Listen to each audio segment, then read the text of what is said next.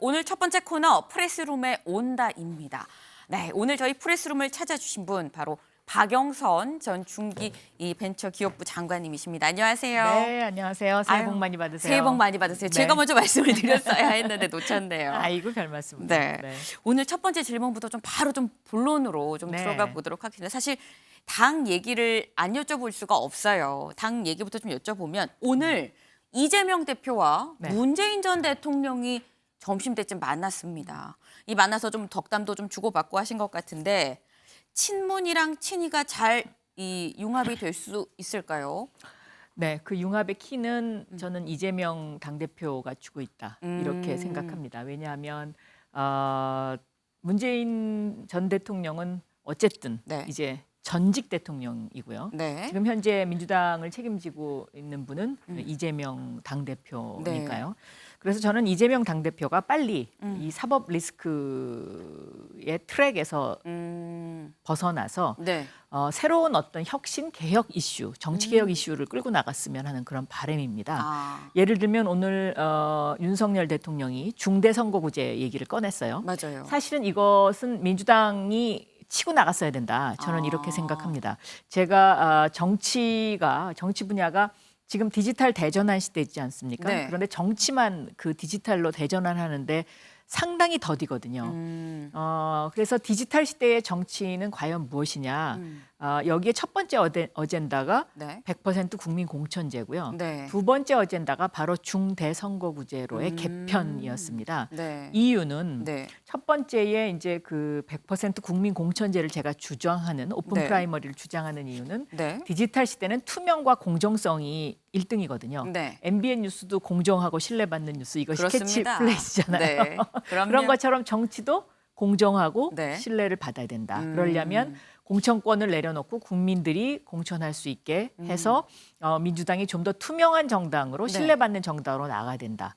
두 번째는 중대선거구제로의 개편인데요. 네. 왜 중대선거구제로의 개편이 중요하냐면 디지털 시대는 다양화 시대입니다. 네. 채널이 과거에는 공중파만 있었지만 지금은 여러 개가 있듯이 네. 바로 우리 사회도 그렇게 다양화되고 있고 이 다양한 목소리를 어떻게 흡수할 수 있느냐? 바로 중대선거구제로의 개편이 중요한 어젠다다. 저는 이렇게 생각하고 있습니다. 지금 말씀해 주신 것 중에서 사실 여러 번 다른 언론 인터뷰에서도 말씀해 주신 게 지금 이 100% 국민 공천제 그리고 네. 디지털 공천 이거를 맞습니다. 여러 번 강조를 디지털 하셨었거든요. 정당. 네. 그런데 과연 이재명 대표가 그러면 공천권을 내려놓고 국민 공천제를 실현을 할 수 있을 것이냐 여기에 대해서는 어떻게 보세요? 저는 그렇게 해야 민주당이 품이 큰 민주당으로서 디지털 네. 시대의 다양한 목소리를 다 담을 수 있다. 이렇게 네. 보고 있습니다. 그리고 이미 이재명 대표는 네. 지난해에 대선 출마를 하면서 또 당대표 출마를 하면서 정치개혁, 정치교체를 이야기했습니다. 네. 그 당시에 정치개혁, 정치교체에 여러 가지 요소가 있지만 그 가운데 하나가 바로 오픈 프라이머리 100% 국민 공천제를 하게 되면 네. 사실 줄 서지 않아도 되고 개파 정치가 필요 없습니다. 그리고 국회의원들이 보다 더 소신 있게 국민을 바라보고 정치를 할 수 있어서 선진 대한민국으로 가는 이것이 굉장히 중요한 디딤돌입니다. 네. 조금 전 뉴스에서도 그 우리나라가 지금 세계 강력한 국가 6위로 올라섰다고 네. 하지 않습니까? 일본이 8위로 떨어졌습니다. 네. 여기에는 두 가지 큰 요소가 있는데요. 일본이 IT에서 한국에 뒤지는 것도 있지만 두 번째 정치를 개혁하지 않고 계속해서 개파 정치를 하기 때문에 고인물 정치가 네. 지속되고 있기 때문이기도 합니다.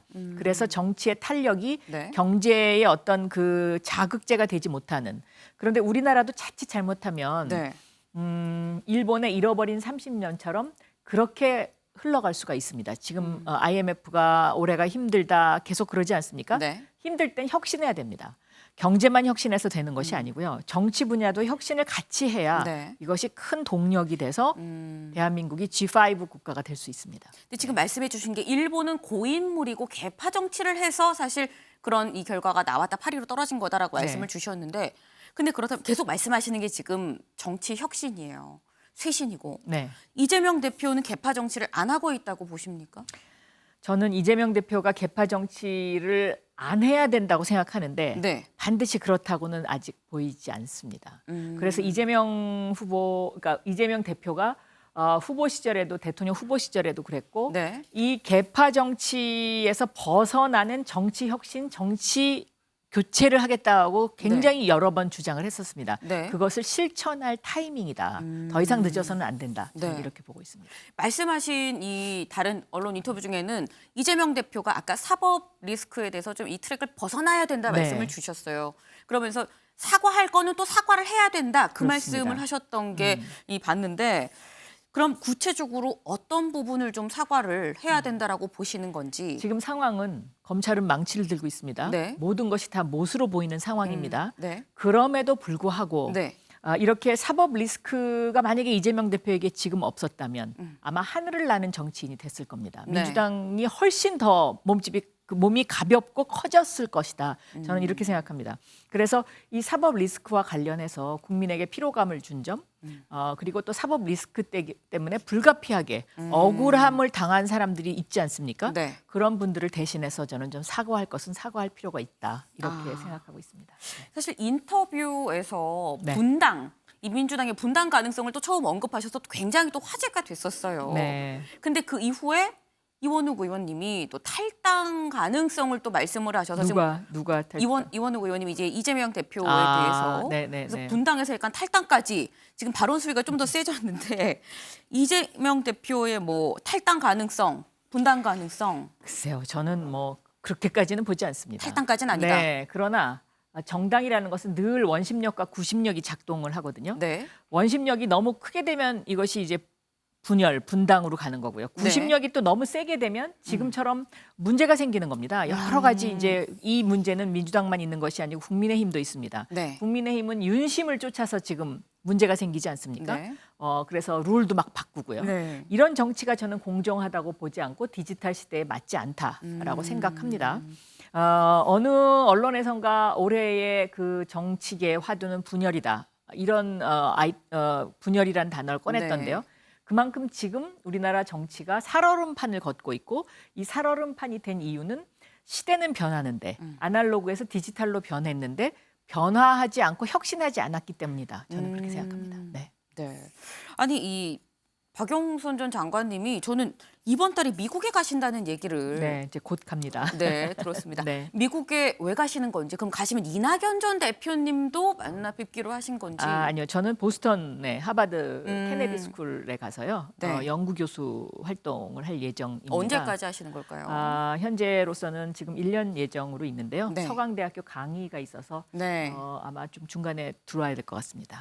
네. 아니 그러면 사실 많은 사람들이 다시 총선에 나오시지 않을까 생각을 많이 하고 있거든요. 현재 저는 그런 뭐 총선과 관련된 그런 거에 관해서는 아직까지 제가 신경을 쓰고 있지 않고요. 네. 제가 만약에 정치권에 지금 할 일이 있다면 네. 디지털 시대에 정치권이 디지털 시대의 정치로 업그레이드하는 일, 정치권을 업그레이드 시키는 일에는 제가 좀 같이 네. 노력하고 싶습니다. 네. 그래서 저는 당대표에 나오시거나 만약에 이게 어떤 상황의 변동이 있으니까요. 만약에 그런 기회가 주어지면 당대표 전당대회에 나오시거나 아니면 내년 총선에 나오시지 않을까 생각을 했었는데 지금 1년 동안 미국 이 보스턴에서 네. 이제 교수로 생활을 하신다고 하니까 교편을 잡으신다고 하니까 그럼 새해 정치인 박영선의 다짐, 뭐 네. 목표 뭐가 있을까요? 저는 지난 12월 달에 월드컵 때 네. 중요한 것은 꺾이지 않는 마음. 이거 우리 국민 모두가 함께 공유했으면 참 좋겠다. 네. 그래서 저희가 한 단계 도약하는 네. 그런 다짐을 하고 싶고요. 네. 또 하나는 정치권이 정말 이 디지털 시대를 맞아서 업그레이드돼서 디지털 정당으로 네. 거듭나서 대한민국이 선진국이 되는데 기여하는 그러한 정치권이 됐으면 참 좋겠습니다. 그 마음에 꽉 와닿습니다. 중꺾마 중요한 건 꺾이지 않는 마음이다. 네. 네, 지금 미국 갔다가 1년 뒤에 오시면 그때 또 한번 모셔서 네. 이 소중한 얘기도 들어볼 수 있도록 하겠습니다. 오늘 감사합니다. 감사합니다. 네.